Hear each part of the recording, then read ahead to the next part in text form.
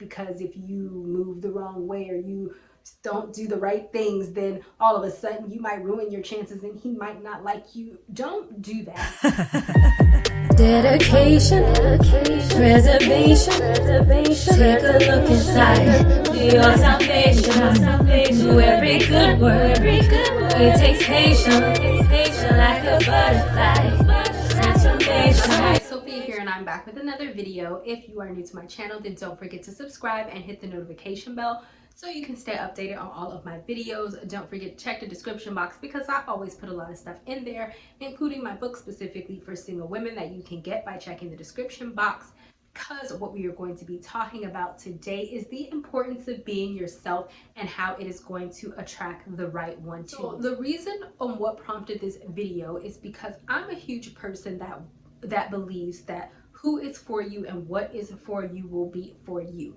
I think a big mistake that women tend to make is they tend to try to change or conform themselves to be something that they are not because they feel that it will attract a certain type of man or attract a specific man. But the downside of that is that person is not you. So either you are going to have to pretend to be somebody else for the entire relationship, which is just not going to happen because the real you eventually is going to come out, or you are just going to have to permanently change your personality, which once again, you're going to be miserable because that is not the real you. And so I'm always a huge person that I don't believe in conformity in the sense that, oh, I have to be such as X, Y, and Z. Yes, we can do things to improve ourselves, to set forth the best person of ourselves, but I don't believe in lying about yourself to a man, over exaggerating, faking, or putting out a perception of somebody that you aren't. And I want to give you some examples of men that I have actually dated and some women that they have actually told me about as to what I mean. So one girl actually had 3 kids, and when she was dating the guy that I used to date, I got him afterwards, and it was just too much drama because people have baggage once you lie to them, right? But he was telling me he first got with her and it was like, oh, I don't have any children. And then she all of a sudden had 1 child. And then it was like, oh, I want you to move in with me. And then homegirl showed up with 3 kids. She had 3 children. And so they had been dating this whole time. But see, that's the thing. You cannot trick men into thinking any aspect of your life is false so that they won't leave, because the truth will always come out in the wash. Instead, what you need to do is fully be transparent, fully be authentic, fully be yourself, no matter how odd or weird you think it is, and understand that when you do, you'll find the right person, because there is someone out there. An example that I would like to bring up is that I have been watching Married at First Sight, and it is this very odd couple, and I absolutely love them. I think they're both really freaking weird, and I also think that they're perfect together. So the couple that I am really excited to talk about is Amelia and Bennet. I think they are both quirky, eccentric in ways that they will love in each other. She's just Amelia and he is just Bennet.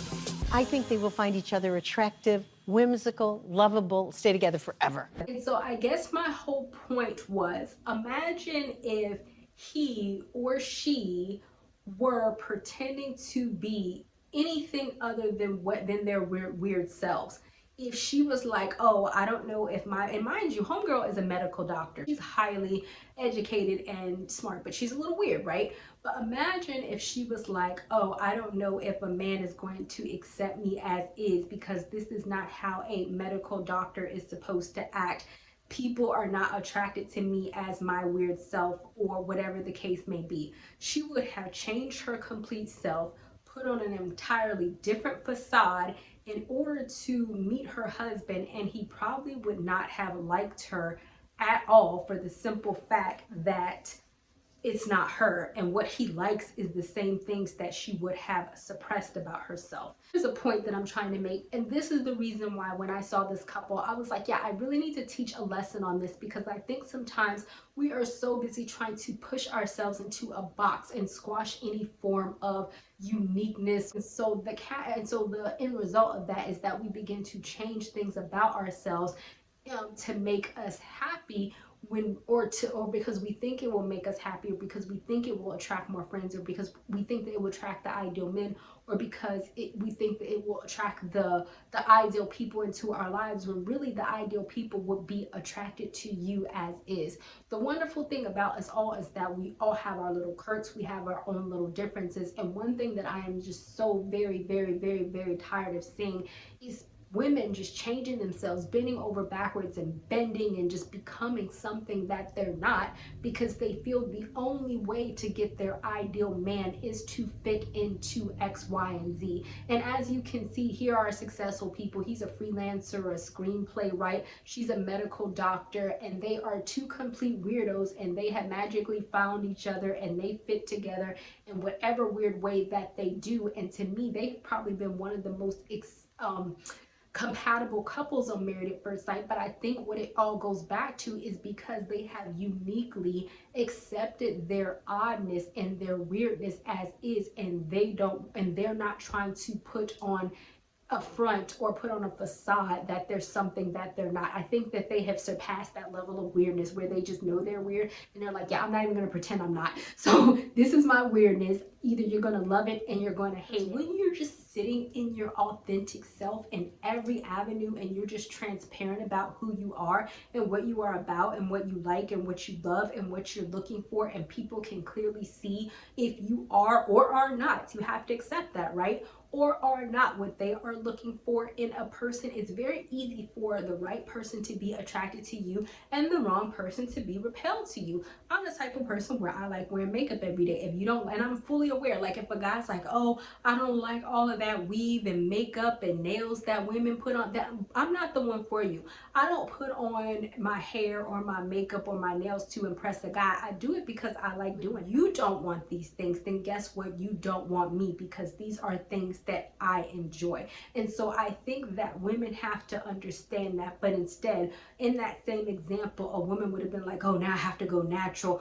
or now I can only wear my hair out, or now I don't have to wear makeup, and let me go off tonight and take off my nails. And all the while you're like, wow, I really miss my nails, but this guy likes it. But what do you want? What do you like? Wouldn't you rather want to attract someone who specifically likes those things about you, as opposed to trying to change yourself into something that he will accept, when you would just much rather have somebody accept you for what you are? And I feel like that's one thing that we have to move into, is radical acceptance of ourselves, good, bad, or indifferent.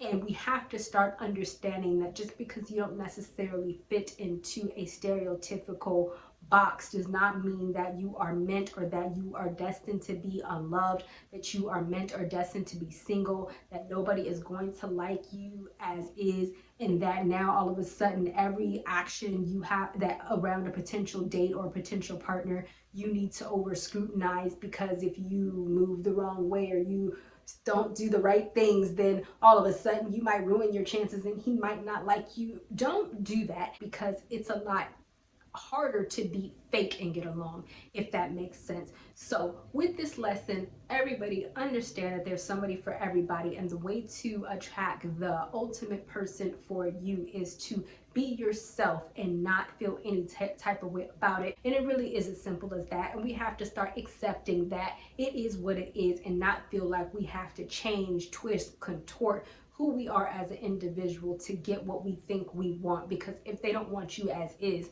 then you're probably not going to be happy with them, because you're just going to be a Build-A-Bear version of what they want you to be, and you're not, and you're no longer you, if that makes sense. All right, guys, thank you guys so much for watching, and I will see you guys another day, another time. Not ready for the show to end? It doesn't have to. You can head over to my site where you can read hundreds of articles.